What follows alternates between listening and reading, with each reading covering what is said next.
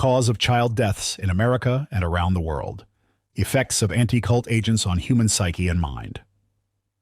In 1993, after the consultations provided to American intelligence agencies by the Russian scientist creator of psychotronic weapons, an anti-cultist, Igor Smirnov, as well as through long-term prior collaboration with the American anti-cultist and deprogrammer Rick Alan Ross, FBI and ATF agents committed an act of Holocaust against American citizens, namely the religious group Branch Davidians, including 25 children, among them infants and toddlers under 3 years old. Throughout the entire period of torture inflicted by the intelligence agencies, the officially stated goal of the FBI operation was to save the children who were with their parents in the besieged Mount Carmel Ranch. However, in the end, under the influence of the Russian and American anti-cultists, instead of the promised rescue, the innocent children, along with their parents, were poisoned with the deadly gas CS, a chemical warfare agent, and those who survived were burned alive in the fire.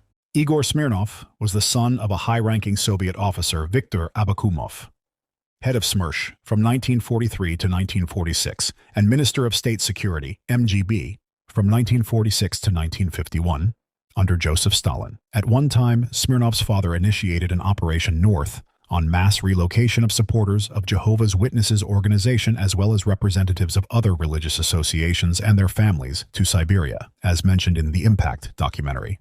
Details about Igor Smirnov and the methods he developed are thoroughly explored in the Impact documentary. Despite his scientific activity, Igor Smirnov, just like his father, had anti-cult views, as he wrote in his book Psychoecology. Thus, in describing various religious groups, he solely used anti-cultist language and the labels such as sect and cult.